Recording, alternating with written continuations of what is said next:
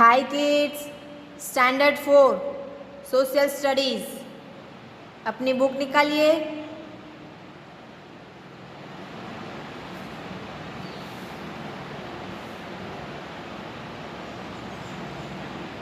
Chapter 5 page number 32। Ready? The coastal plains and islands. Coastal मतलब तट, ये वाला पार्ट इसे कोस्टल प्लेन बोलते हैं। ये सी के पास में जो एरिया होता है उसे कोस्ट बोलते हैं। देखिए यहाँ पे दिया गया है कोस्टल एरिया। आया समझ में? चलिए next. A coast is a vast stretch of land along the sea. Coast का मतलब है वास्ट स्ट्रेच, ये जो यहाँ दूर तक फैला हुआ है इस तरह से, इस लैंड को, इस पार्ट को बोलते हैं coast. India has a wide spread coast line of about 7,000 kilometre. India में ये बहुत ही बड़ा पार्ट है, लगभग 7,000 किलोमीटर तक फैला हुआ है इस तरह का कोस्टल प्लेन। दिख रहा है सबको? It stretches from Gujarat in the west up to West Bengal in the east. ये कहाँ से कहाँ तक फैला हुआ है? तो गुजरात से वेस्ट बंगाल तक। गुजरात जो कि वेस्ट में है और वेस्ट बंगाल जो कि ईस्ट में है। वेस्ट से ईस्ट तक, गुजरात से वेस्ट बंगाल तक ये फैला हुआ है। The coastal plain of our country is divided into two parts.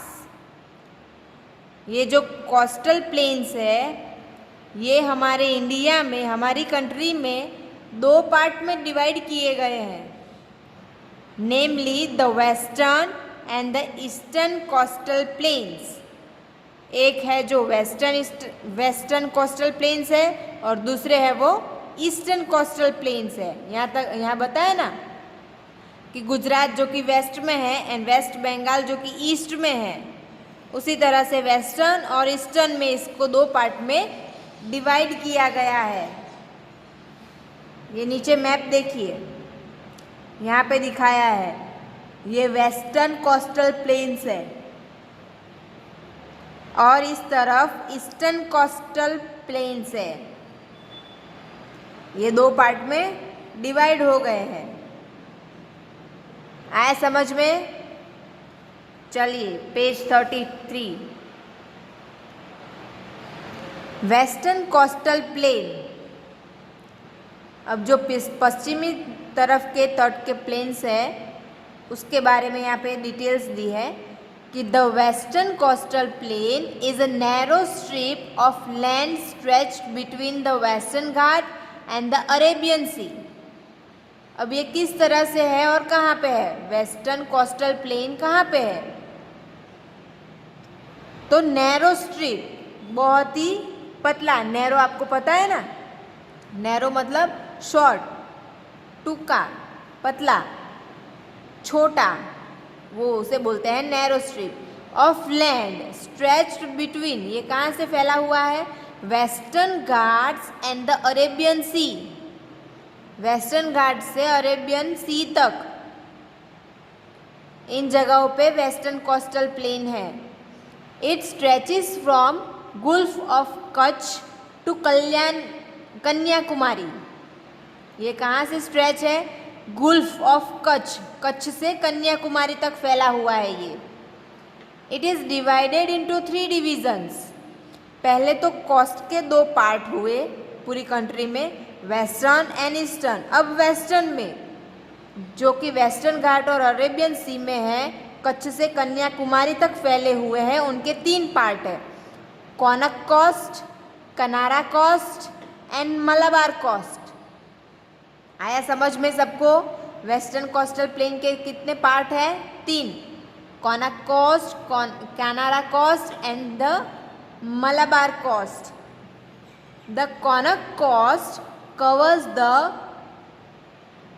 coastline of Gujarat, Maharashtra and Goa. अब हम एक साथ सब तो याद नहीं रख सकते, इसीलिए यहाँ पे पार्ट किया गया है कि भाई कोनक कोस्ट वो क्या कवर करता है, तो वो कोस्ट लाइन कवर करता है कहाँ की, तो गुजरात, महाराष्ट्र एंड गोवा, इन 3 स्टेट की जो कोस्ट लाइन कवर करता है वो है Konkan. The Kanara coast compares the coast line of Karnataka and the Malabar coast covers the whole of Kerala. Kanara coast है वो क्या कवर करता है, कर्नाटका, एंड मलाबार कोस्ट क्या कवर करता है, होल केरला। कोंकण कोस्ट में 3, गुजरात, महाराष्ट्र एंड गोवा, कनारा में कर्नाटका एंड मलाबार में केरला। आया समझ में?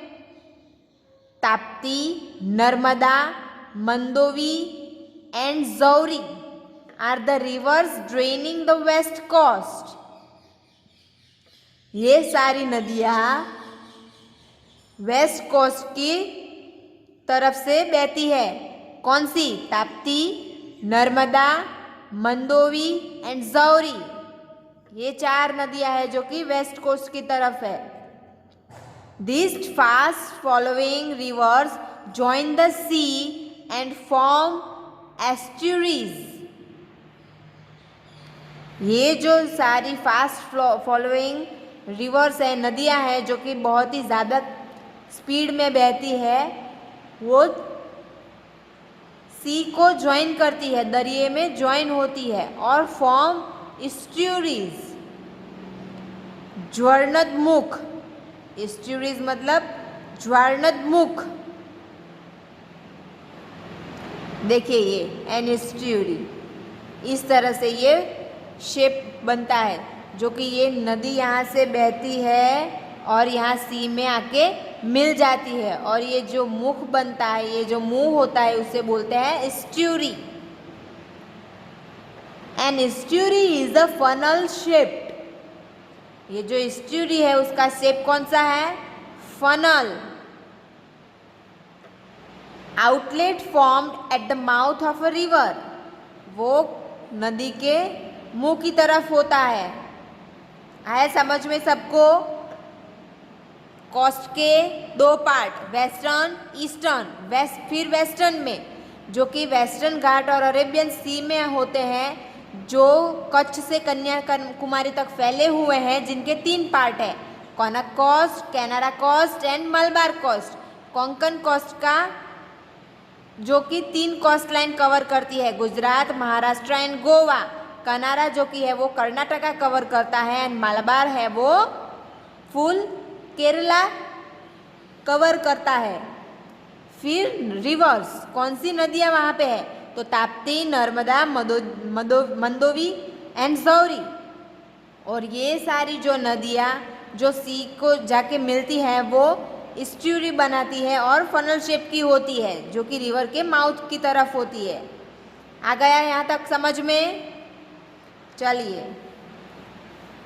The western coastal plane because of its broken and uneven nature has cracks and inlets। जो वेस्टर्न कोस्टल प्लेन है वो टूटा हुआ है, ब्रोकन है, एंड अनइवन नेचर, और उसका नेचर कैसा है? अनइवन। वो एक जैसा किसी भी जगह नहीं है, कहीं ऊंचा है, कहीं नीचा है, कहीं छोटा है, कहीं बड़ा है, तो वो अनइवन है। क्यों? हैज़ क्रैक एंड इनलेट्स, क्योंकि उसमें बीच बीच में कहीं कहीं पे क्रैक है, कहीं कहीं पे सीधा निकलता है, कहीं कहीं पे क्रैक है, ब्रेक पड़ता है, इसीलिए। The sea water enters such inlets and form salt water lakes separated by deposition of sand called sand bars. The sea water enters, जो ये सी वाटर है, दरिए का पानी है, वो इनलैंड्स में एंटर करता है और सॉल्ट वाटर लेक बनाता है। अगर आप कोई सी के पास से गुजरे होंगे तो आपने जहाँ पे सॉल्ट निकलता है देखा होगा कि जो सी है वो दूर होता है, लेकिन यहाँ पे यहाँ से सी शुरू होता है, ये पीछे का सारा सी, लेकिन यह सी से आगे से यहाँ तक का इतना जो ये लेक बनता है वो सॉल्ट वाटर लेक होता है, जो कि सेपरेट किया जाता है डिपोजिशन ऑफ सैंड। ये सैंड धूल की वजह से, मिट्टी की वजह से उसके बीच में एक पार्ट, एक वॉल जैसा क्रिएट होता है और इसकी वजह से ये अलग होता है, उसे बोलते हैं सैंड बार्स, जहाँ से हमें नमक मिलता है। आया समझ में? ये पीछे का देखिए, यहाँ पे ये है एस्ट्यूरी, लेकिन इसमें आपको समझाती हूँ कि ये पीछे सारा सी है, लेकिन ये जो बीच में पार्ट पड़ रहा है वो नहीं होता है, वो ऐसे बीच में सीधा होता है, सैंड से एक वॉल जैसा क्रिएट हुआ होता है। और ये आगे का जो ये लेक बनता है, सॉल्ट वाटर लेक, उसमें से सॉल्ट निकलता है और उससे बोलते हैं sand bars. This shallow body of water are called lagoons. और ये जो शैलो बॉडी है, जो अलग से पार्ट होता है वाटर बॉडी का, उसे बोलते हैं लगून्स और backwaters. The Kerala state has more such lagoons.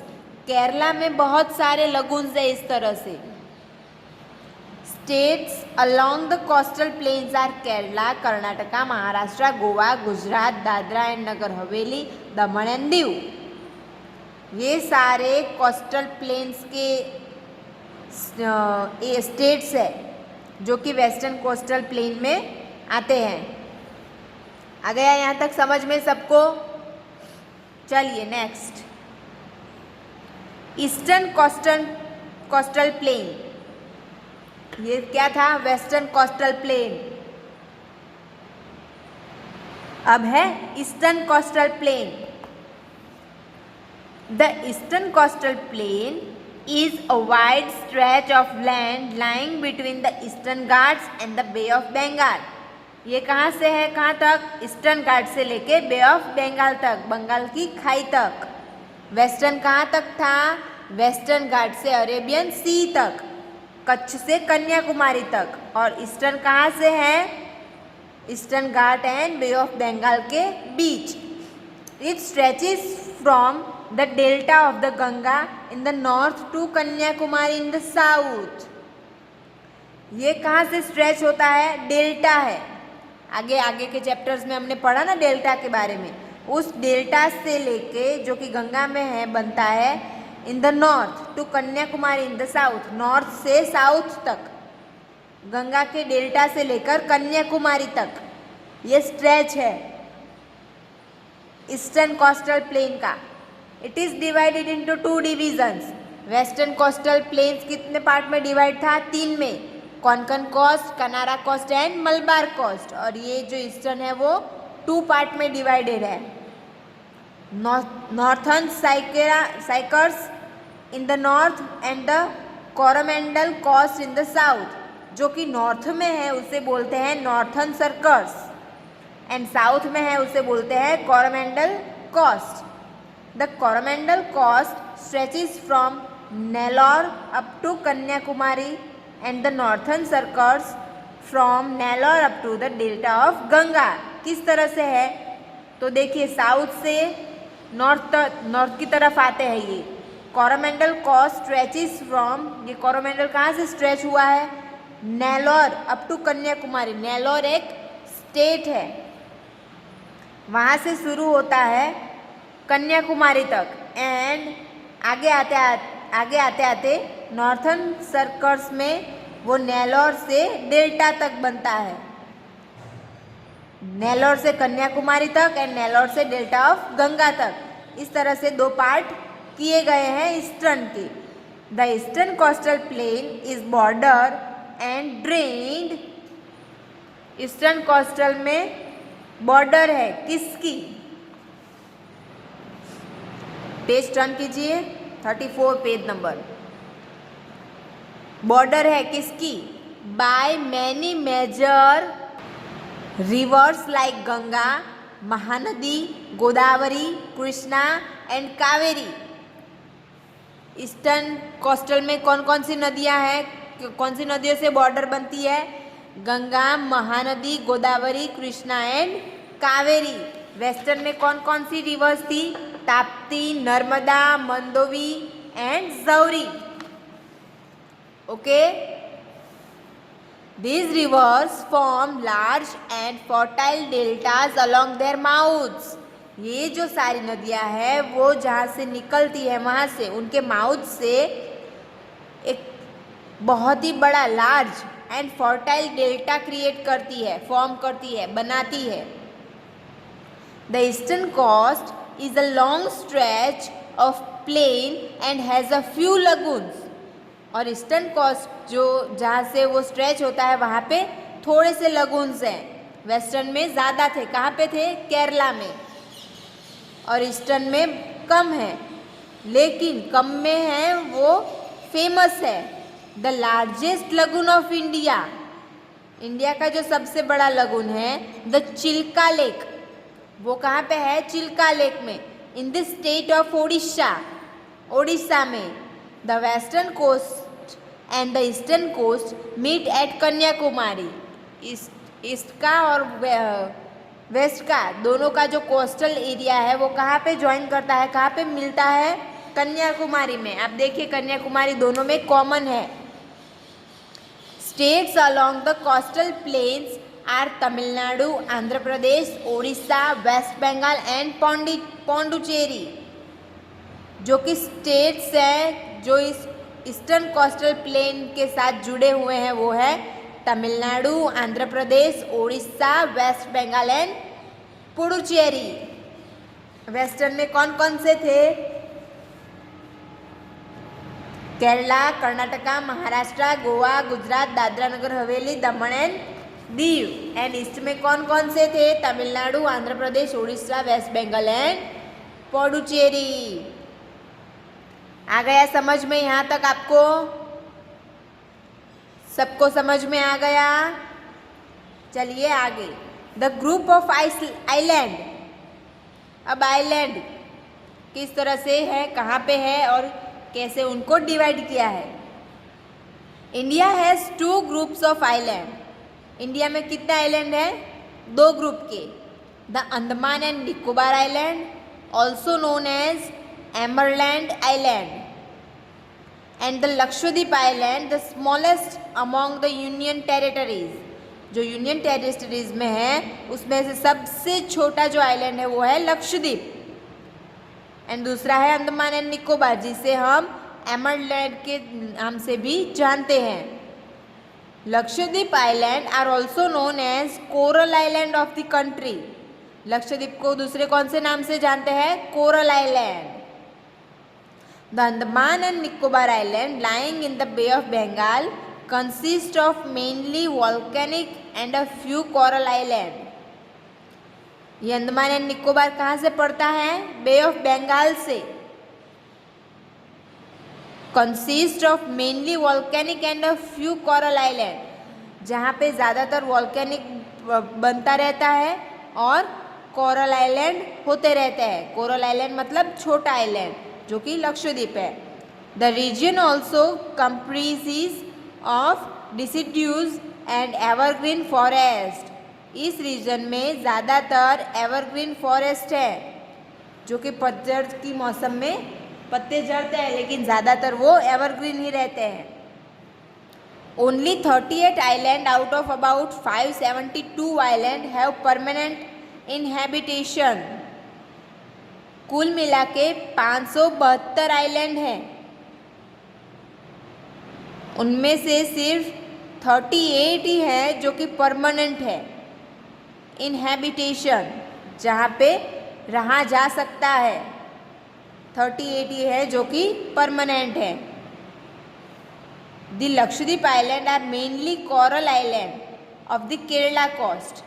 जो लक्षद्वीप आइलैंड है वो केरला कोस्ट का मेन कोरल आइलैंड है.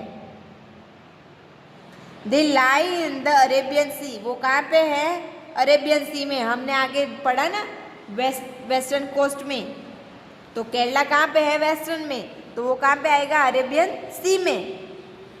Only 11 out of 36 island are inhabited. यहाँ पे 36 आइलैंड है, लेकिन उनमें से सिर्फ 11 ही है जो कि बसे हुए हैं, जहाँ पे लोग रह सकते हैं। दूसरे आइलैंड ऐसे हैं जो दिखते तो हैं लेकिन बारिश के मौसम में या फिर जब बढ़ती हो, पानी ज़्यादा आता हो, तब वो आइलैंड छिप जाते हैं, दिखते नहीं हैं, वहाँ पे पानी कवर हो जाता है। आया समझ में? आइलैंड कितने हैं?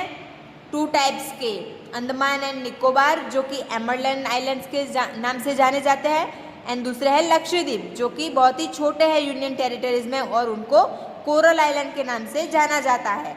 अंडमान एंड निकोबार है वो बे ऑफ बंगाल में आते हैं।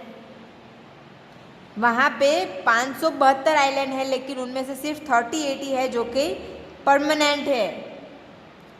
और लक्षद्वीप आइलैंड जो कि मेनली कोरल आइलैंड है केरला कोस्ट का, जो अरेबियन सी में आता है, उनमें से 36 टोटल है, उनमें से सिर्फ 11 ही है जो कि इनहेबिटेटेड है, जो कि बसे हुए हैं। आ गया यहाँ तक समझ में? कोस्ट किसे कहते हैं? Western coast and eastern coast 2 part है। उन दोनों में कौन सी चीज़ आती है, कौन सी नदियाँ, कौन से स्टेट्स आते हैं और वो कहाँ से कहाँ तक स्ट्रेच किए गए हैं, एंड ग्रुप ऑफ आइलैंड्स, ये सब आपको आ गया है समझ में? चलिए, अच्छी बात है। अब आपका होमवर्क आज यहाँ तक रखते हैं, नेक्स्ट लेक्चर में क्लाइमेट से शुरू करेंगे। तो आपका होमवर्क है exercise number A and B, page number 37। Exercise number A and B आपको जितना आए उतना आपको फिलअप करना है। आया समझ में? एक्सरसाइज A एंड B आपको फिलअप करनी है। आपका homework, right exercise A and B from chapter 5 in your text book. आपको टेक्स्ट बुक में ही फिलअप करनी है exercise number A and B। Okay, चलिए, थैंक यू।